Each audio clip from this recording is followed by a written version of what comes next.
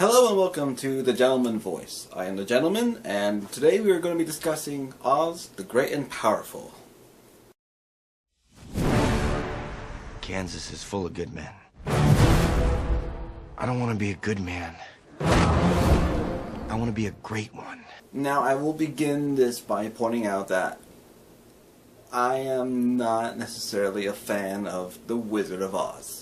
The original movie is not exactly my cup of tea. I'm not really a fan of the singing, dancing, and, well, in all truth, not particularly gripping action. So I went to this movie, and I wasn't quite sure what I was going to get, but I thought I would go watch it and see what would happen, and I will say I came out surprised. I enjoyed it a lot. But, okay, let's cut into why Oz the Great and Powerful was fun. First of all, that opening. I will admit that the 30-minute section of the black and white with the reduced screen was long, but really good. It showed the character, it showed the setup, it showed where he was coming from, it showed why he was the way he was. And that was really, really, really well done. Of course, it was a little bit too long, and it was, of course, black and white and not very colorful, because if you think Wizard of Oz, you think color.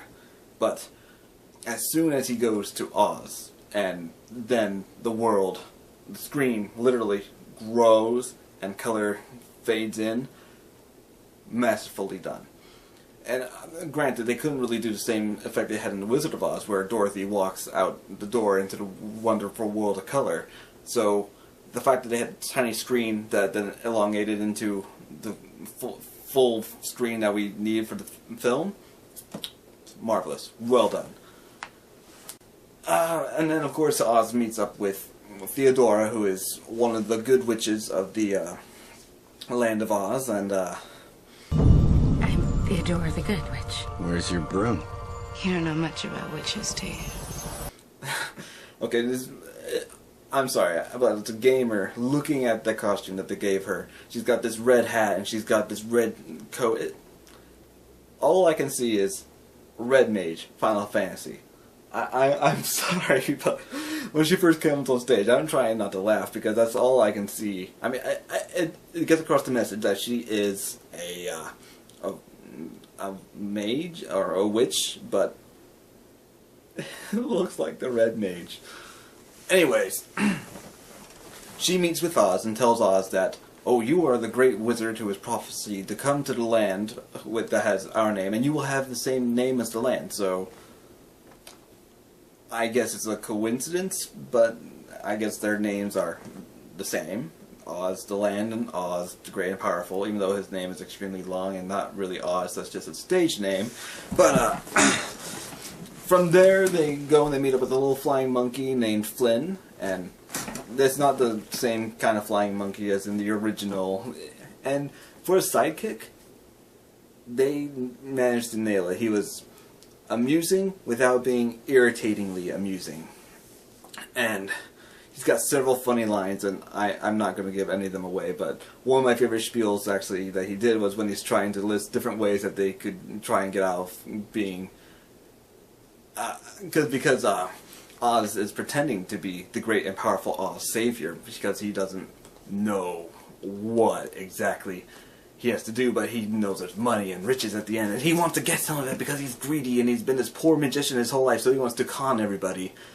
And so the monkey's saying, okay, well, we could do this and we can get out of it by maybe doing this. I mean, we could wash windows and we could... He's got all these wonderful ideas. Not all of them are far-fetched and probably wouldn't do any good, but they were funny. And they don't dwell on it. They go, it's a natural conversation kind of thing. And it's not forced at all, but then, one of my favorite performances, actually, the little China girl. And when I say China, I'm talking the, glass ceramic ware, not the, not China itself. But, marvelous. I mean, the way that her voice was, it was perfect for the part. And Joey King, I think it was Joey King. Joey King's voice was perfect for that part. the CGI with that was a little bit off, and actually, this CGI for the movie itself, it was a really. It's above my caliber, but it's still not quite perfect. I mean, we've got people flying and they're looking, and you can tell that they're not really there. It's all green screen. But it did not distract too much. It's just, okay, well, you see it there, and you can move on.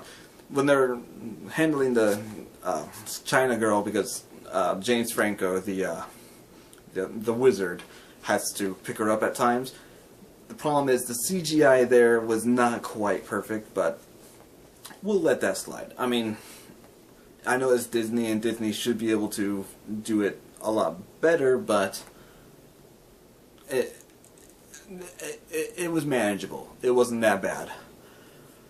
I'm trying to think. Story-wise, well, basic storyline is Oz the Great and Powerful is about Oz, who comes to Oz because he gets sucked up by a tornado and dropped there because his life essentially is not very fulfilling in our world, Kansas 1905.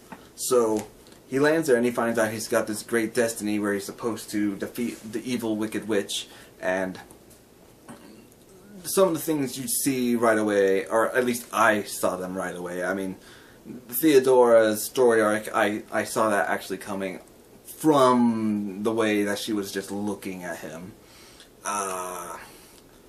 And then there was also the other good witch, Eleonora, who was played by Raquel Weisz, and or Rachel Weisz, but her performance, I feel, was a little bit off. I mean, she was really twitchy, and it was really off. And I'm not saying it was terrible, but it was a slight bit distracting and did not quite work. It did not quite work. So, back to the story. Oz finds out he's supposed to defeat the Great Wicked Witch of the... they didn't say where, but the Great Wicked Witch. And so he goes to the Emerald City. He sees all that he's supposed to inherit as their new ruler. He's got mounds of gold. And he goes, oh, gold, yes, it's all mine. And, oh, what's this, a chalice? Oh, I've got a chalice. I've always wanted a chalice. And then Eleanor goes, but you can't have it till you defeat the Wicked Witch. And from there begins his adventure, mini adventure. It's not the same kind of adventure as the Wizard of Oz. The Wizard of Oz, you know, it's the journey from Munchkin Land all the way to the Emerald City, and it's this big journey, but the journeys are not really that long in this movie, so that is one unfortunate bit. The other unfortunate bit is the action is really kind of lacking. I think there's one action scene midway through, and it's a really brief and brushed over affair, and then they have the action at the end, which it was impressively done, and it was well choreographed, but I don't think it would be, for a Disney movie, it was good. Let's put it that way. The action for a Disney movie, it was really good. Let me see. So story-wise, it progresses in a typical fashion. Especially when you have a liar, you've got the whole lying situation having to be eventually revealed, and everyone's disappointment at that point. And well, they don't dwell on it long, and that is a blessing because it's been done, but it needs to be done. And I don't know. I'm a little bit tired of that kind of storyline because we all know exactly what's going to happen as soon as the character starts lying.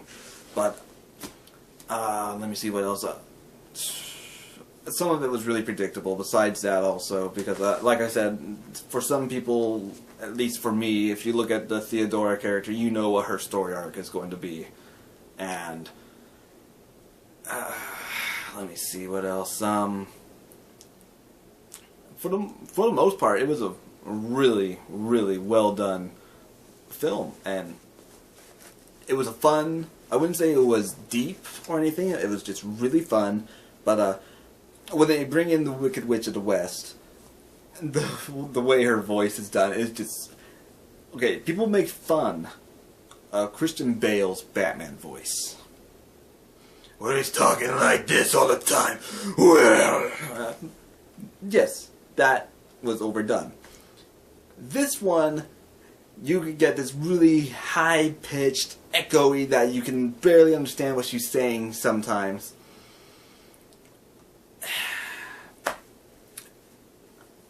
It's really hard to pick at this movie because it was well done. The acting at points was meh, but for the most part it was good. And the CGI, well... What I'll say also about CGI is when you enter the world of Oz, it is beautiful. It is stunningly done.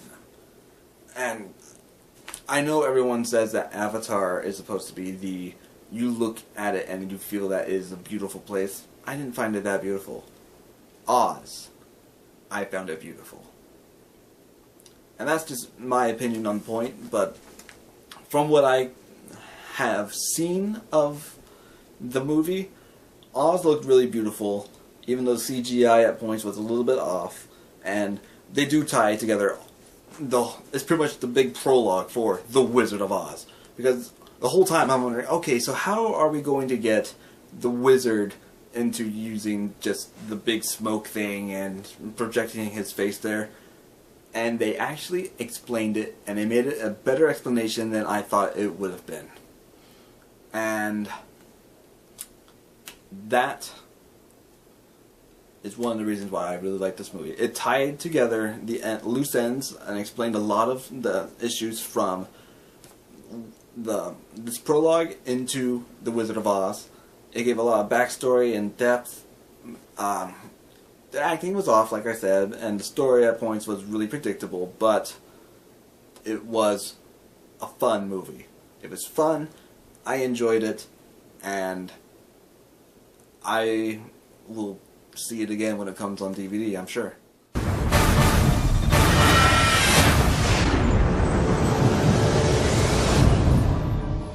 One more announcement before I go. As you might have heard from my last editorial review, my laptop died because of the motherboard. So I haven't been able to do any form of reviewing until I got a new one. However, I can happily say I now have a new laptop. One far younger and more powerful. Bring it in.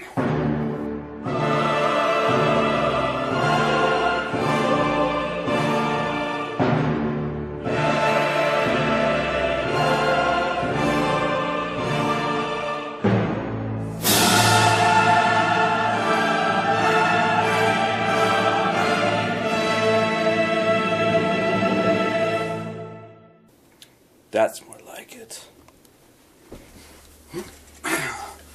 Computer. Access screen capture. Unable to comply with said request.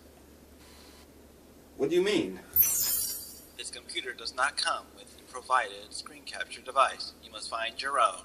No!